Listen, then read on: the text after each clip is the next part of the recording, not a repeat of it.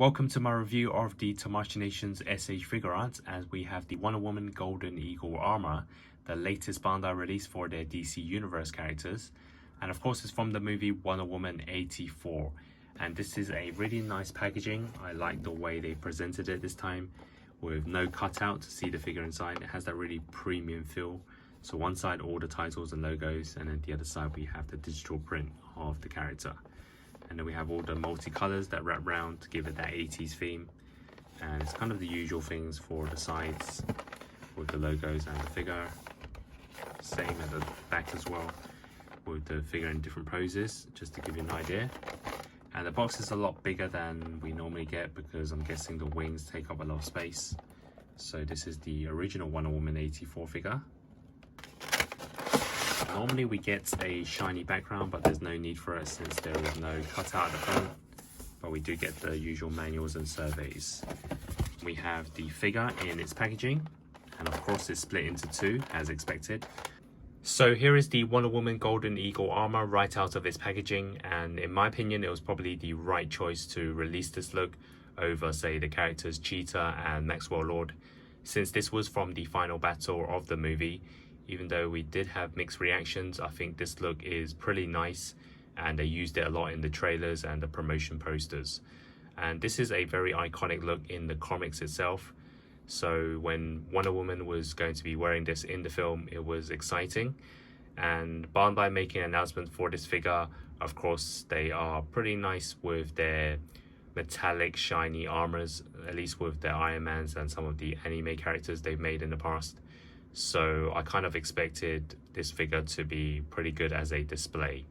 And the standard suit of the Wonder Woman, which I can quickly show you now, is one of the best ones in 1/12 scale in my opinion.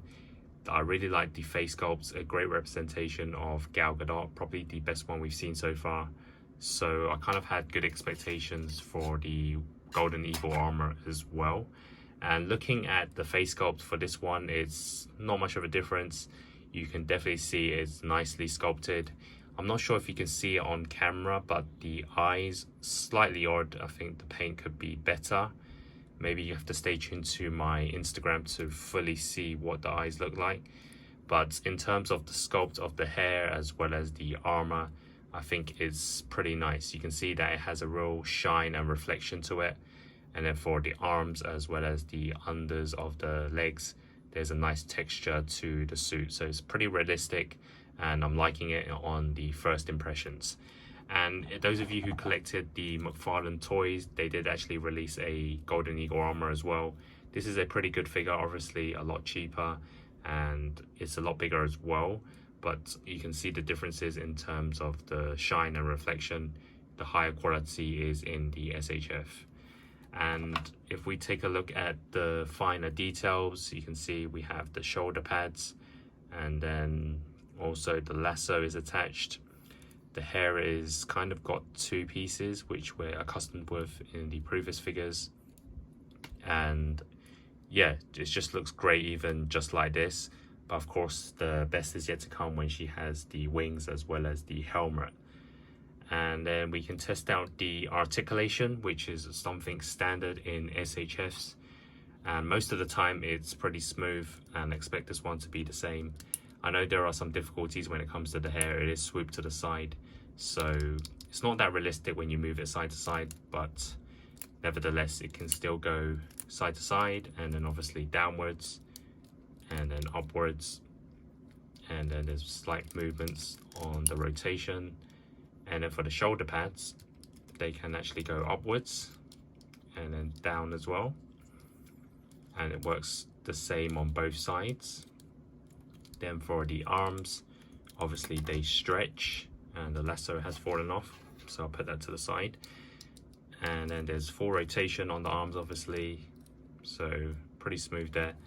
And then on the biceps they can bend backwards. And then for the hands, obviously rotation, and there's a small hinge. And then for the upper body, it has 3 parts to the armor. So 1, 2, and 3. And rotation side to side. And it can tilt side to side as well. And it can go backwards and forwards. Quite important for the Wonder Woman figure since she's going to be in a lot of jumping and flying poses. Then the middle part doesn't have much articulation. It kind of just supports the top half and connects to the bottom half. And then the bottom half is just attached to the legs, obviously. Good rotation on the legs in terms of the swivel, backwards and forwards. Nice rotation as well. And then the knees actually bend really far back, which is probably more so than a lot of figures. This is really nice. And I really like the proportions of the figure. I think it matches really well. I think the McFarlane one was a bit too tall in terms of the legs. And then for the feet, obviously we have rotation, and then there's a hinge at the toe, and it can go upwards and backwards as well. So articulation is pretty good, pretty standard. And now we can move on to the accessories. So here are the first set of accessories. We have the wings, the lasso attachment piece, an alternate head sculpt with an extra hair, and 3 sets of alternate hands. First up is the alternate head sculpt, which to me is just as good as the standard version, even though there's a lot more focus on the face this time. Of course, it blends really well with the rest of the armor, and they could have given us a alternate helmet instead where you can remove it, but I believe the proportions wouldn't be as accurate as a sculpted version. And of course, we do get the slightly tied up hairstyle, which can be exchanged as well for this piece, which I'm going to try on now.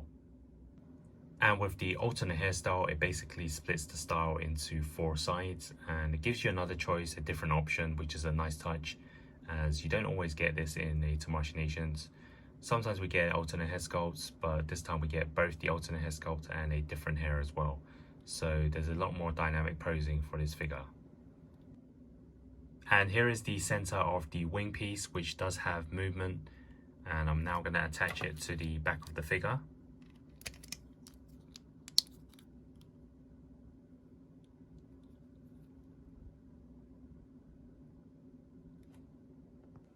And here is the lasso piece, which seems to be a bit longer than the standard version.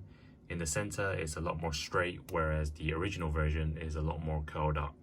So it's a different lasso for this figure this time.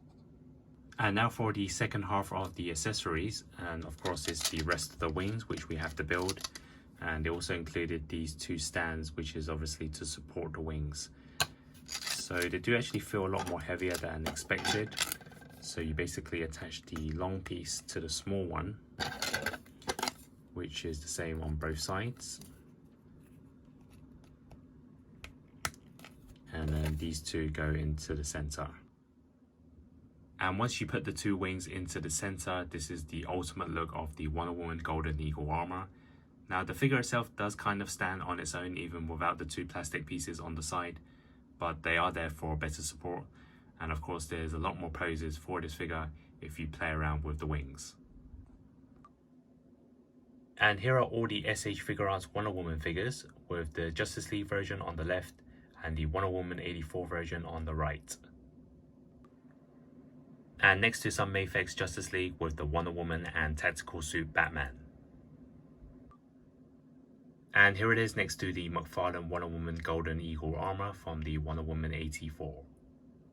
So now for my final thoughts on the Wonder Woman Golden Eagle armor. I believe it's a great follow-up to the previous figure we had. In terms of what I expected, the sculpt is great from the face to the armor. The way Tamashii Nations sculpt their armors with the reflection and shine, I think it makes it very realistic. I thought the alternate head sculpt was a good addition, and the ability to change hair was a great bonus as well. We also get the lasso, the hands, so there are many different types of poses. I also think the wings are nicely built, and it definitely can create many movements for flight and block poses.